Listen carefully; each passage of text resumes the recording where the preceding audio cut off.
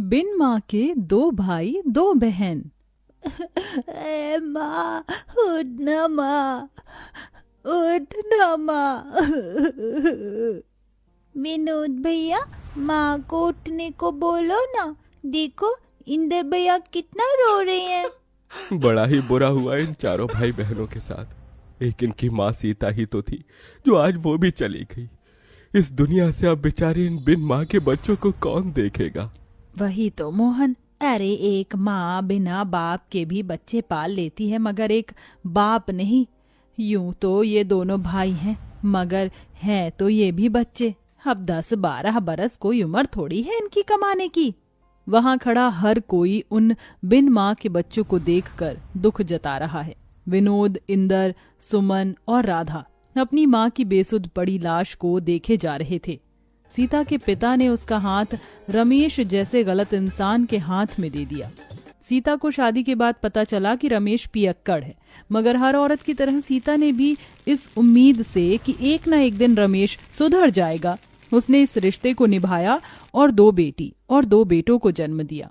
सारा जीवन दुख उठाकर उसने भरसक उन्हें पालने की जिम्मेदारी उठाई, मगर उसका कमजोर शरीर जरूरत से ज्यादा मेहनत करने की वजह से कई बीमारी में घिर गया और आज सीता इस दुनिया में नहीं रही।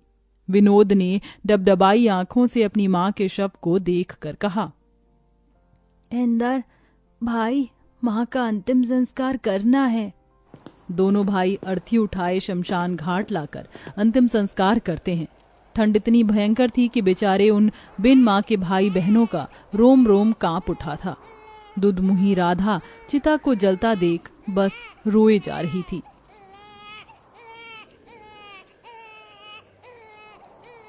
खुद जलते जलते भी वो माँ अपने औलाद के उघार शरीर को गर्माहट से भर जाती है। बेचारे उन चारों भाई बहनों को भूखे प्यासे 2 दिन हो जाते हैं।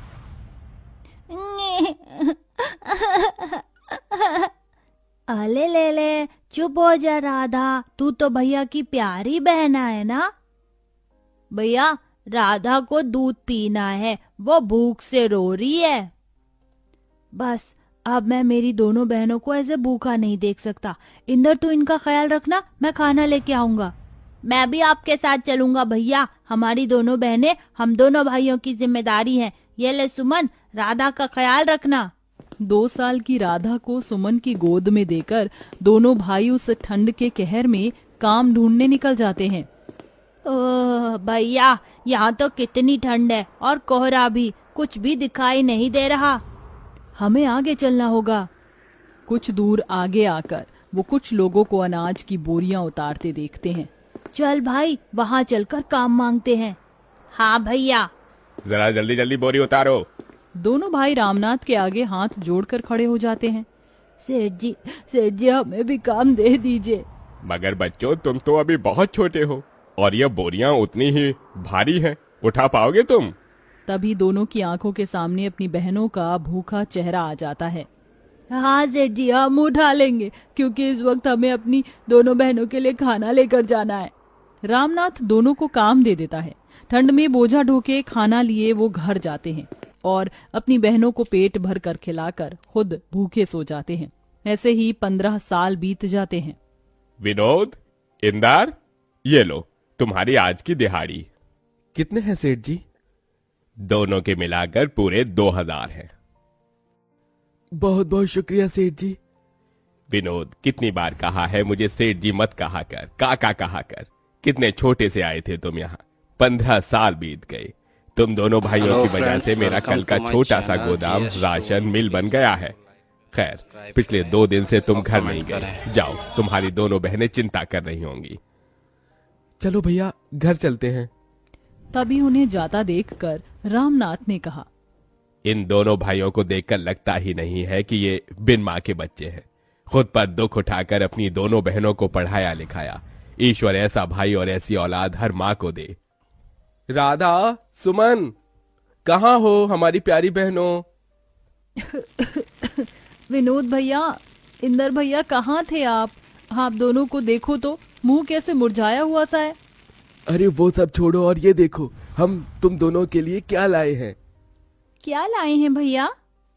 अरे ये तुम दोनों के लिए दो दो जोड़ी सूट और ये स्वेटर।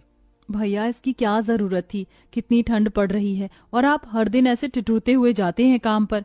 हर बार हम दोनों बहनों के बारे में सोचते हैं, अपने तन पर एक जोड़ी स्वेटर भी नहीं खरीदते। आप नहीं जानते भैया, आप दोनों जब कांपते हुए काम पर जाते हैं ना तो हमें बहुत दुख होता है। कहते कहते सुमन रो देती है। अरे पगली रोती क्यों है? तुझे पता है तुम दोनों हमारे जिगर का टुकड़ा हो। हम तुम्हारी आंखों में आंसू नहीं देख सकते, इसलिए तुम्हारे गरीब भाई खुद ही दुख उठाते हैं। तभी डबडबाई आंखों से राधा कहती है, भैया फिर कभी खुद को गरीब ना कहना, सच कहती हूँ ये हमारी तकदीर है जो आप दोनों हमारे वीर हैं। आप दोनों की परछाई में हमने हमेशा माँ को देखा है। आज भी याद है हमें, मुझे और सुमन दीदी को पेट भर खिलाने के लिए आप दोनों कैसे भूखे रह जाते थे, हमें पढ़ाया लिखाया। भैया अब आप दोनों शादी कर लीजिए। नहीं सुमन, जब तक तुम दोनों का घर नहीं बस जाता तब तक हम भाई शादी नहीं करेंगे। तभी दारू के नशे में धुत रमेश घर में घुसा। विनोद चल मुझे पैसे दे, मुझे दारू पीना है। शर्म नहीं आती आपको? आपकी इसी दारू की आदत की वजह से हमारी माँ दुनिया से चली गई और हम बिन माँ के हो गए। चले जाओ यहाँ से।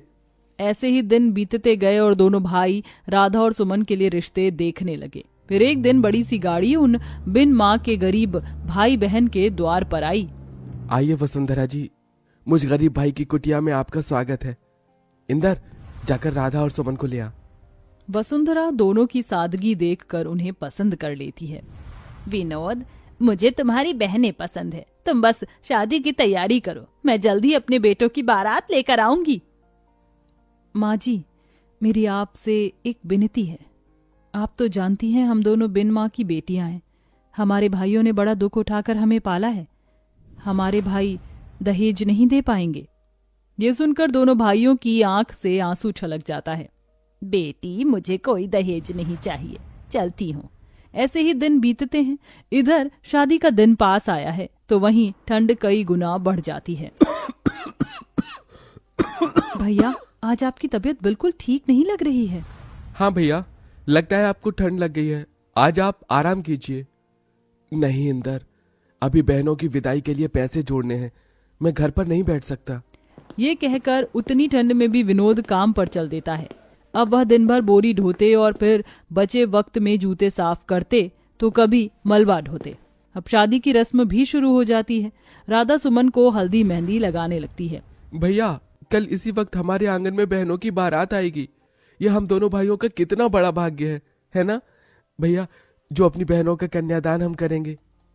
हाँ इंदर। मगर दोनों को कहाँ पता था कि एक और दुख उन पर आन पड़ने को है। शादी के रखे पैसे को रमेश चुरा कर ले जाकर दारू पी जाता है और खूब सट्टा खेलता है, जिसके बाद दोनों चिंता में आ जाते हैं। भैया पैसे तो है ही नहीं। हे भगवान, कितनी मुश्किल से कर्ज उठाया था शादी के लिए, अब ऐन मौके पर कौन देगा ऐसे पैसे। अरे यार, आज राधा और सुमन की बारात है, हमारी बहनों की इज्जत चली जाएगी, कैसे करेंगे हम उनकी विदाई। माँ तेरे दोनों बेटे हार गए माँ। दरवाजे पर खड़ा रामनाथ ये सुन लेता है और फौरन पैसे मंगवा कर उन्हें दे देता है। विनोद, इंदर, ये लो और इसे अपनी बहनों का कन्यादान करो। बहुत बहुत शुक्रिया काका, आज आपने हमारी बहनों की विदाई रुकने से बचा लिया। जिसके बाद दोनों उनका कन्यादान करते हैं और शादी बड़े धूमधाम से वसुंधरा के बेटों से होती है, जिसे कि पूरा गांव देखता है। और विदा होते हुए सुमन दिल से रोते हुए कहती है,